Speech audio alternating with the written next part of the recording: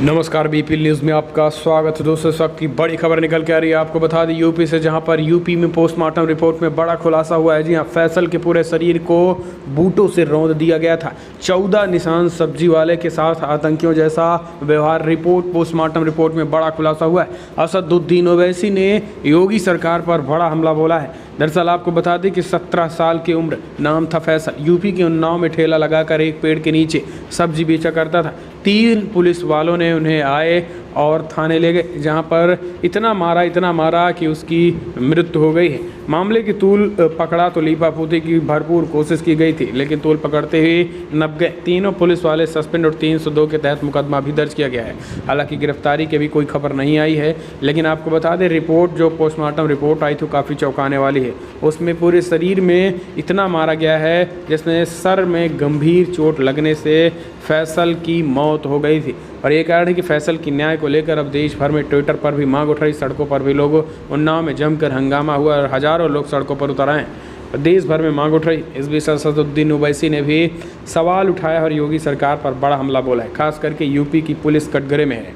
जिस तरीके से यूपी पुलिस की गुंडागर्दी सामने आ रही है, हत्यारे पुलिस की गिरफ्त से फरार हैं, लेकिन जिन जिन हत्यारों में, पूरे देश भर में जितनी भी हत्याएं भाजपा समर्थित गुंडों के द्वारा हो रही है, उनके हत्यारे गिरफ्तार नहीं किए जा रहे, चाहे जिन भी जिले की बात हो। लेकिन आज यहाँ पर एक निर्दोष को पुलिस वाले इस तरीके से पीट कर, यानी थाने में लिंचिंग की जा रही है। आप समझिए, इसको लेकर असदुद्दीन ओवैसी ने योगी सरकार को सीधा कटघरे में खड़ा किया है और यूपी पुलिस पर बड़ा हमला बोला। अब भी सुनिए ओवैसी ने आखिर क्या कुछ कहा है।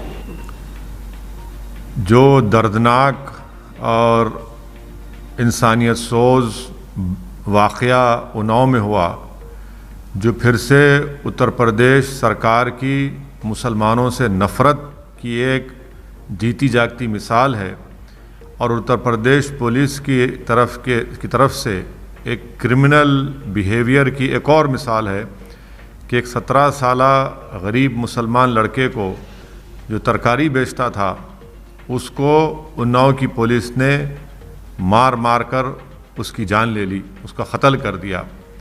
ये इस बात को बताता है कि इन क्रिमिनल पुलिस के ऑफिसर्स को योगी आदित्यनाथ की पूरी सपोर्ट है, और बीजेपी की सरकार उत्तर प्रदेश में मुसलमानों के ताल्लुक़ से नफ़रत भी फैला रही है, और मुसलमानों पर पिछले 4.5 साल में जुल्म की इंतहा कर दी।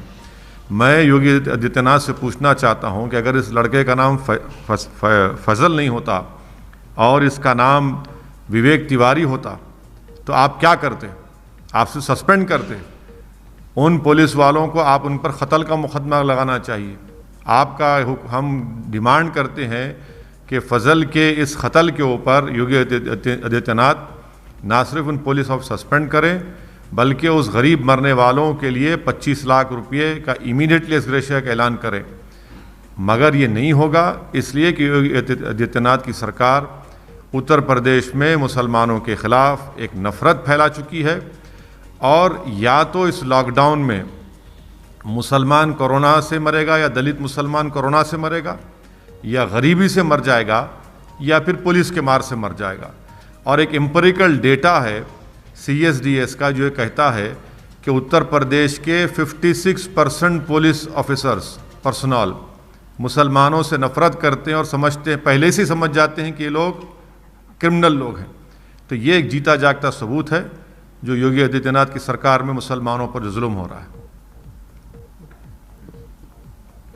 The inhuman and barbaric killing of Fazal in Unnao, it needs to be condemned, and also we must tell the Yogi Adityanath government that they have perpetrated hate against Muslims in their rule, and this killing of Fazal has happened only because the Yogi Adityanath government is supporting these criminal police officials.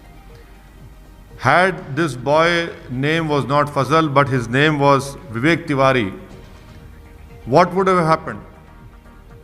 Mr. Yogi Adityanath and his government would have gone to that boy's house and apologized to that family, and have immediately they would have announced ex gratia and handed over the check to the bereaved family. But because this boy was poor, he happened to be Muslim, and his only crime was that he was selling vegetables during lockdown.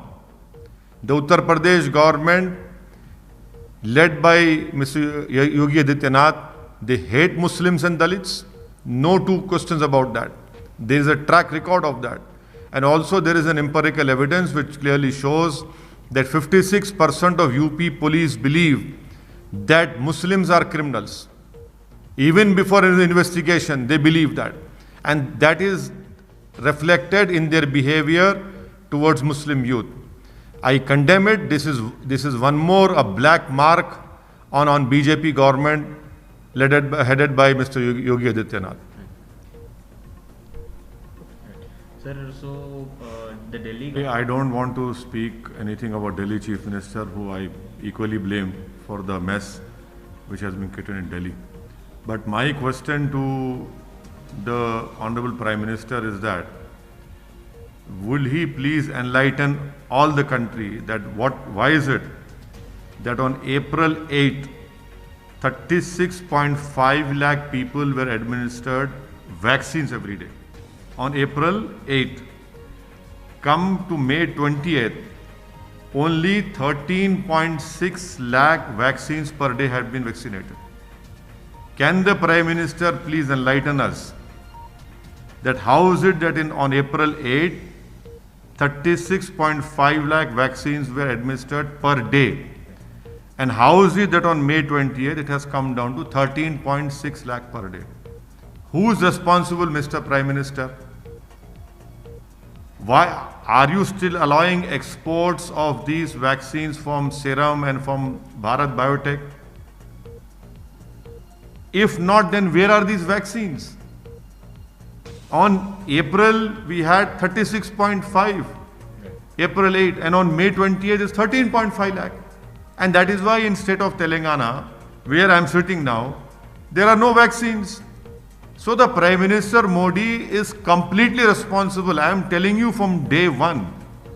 He has brought it upon because of his wrong policies, because of his wrong vision, because not behaving like a statesman, not having any strategy, and completely disregarding the scientific community. The country is paying the price of unscientific behavior of the Prime Minister, and we are paying it by our lives. Vaccines will protect lives of Indians, but the Prime Minister of India has no question. They are completely lost.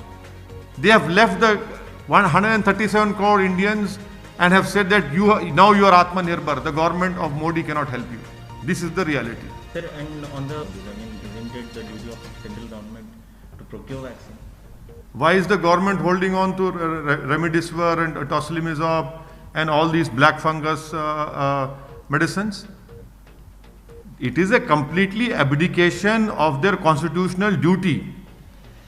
By abdicating their constitutional duty, they have clearly sent a message to the people of India that we are washing our hands about your welfare, about this whole COVID virus, because they are responsible. Every scientist had told them, epidemiologists have told them that a second wave is going to come. And now this Modi government is saying that we are ready for third wave. Shame on them that you are not able to control the second wave. You knew second wave was coming, you were not prepared. Now you talk about third wave. So this clearly shows that the Modi government is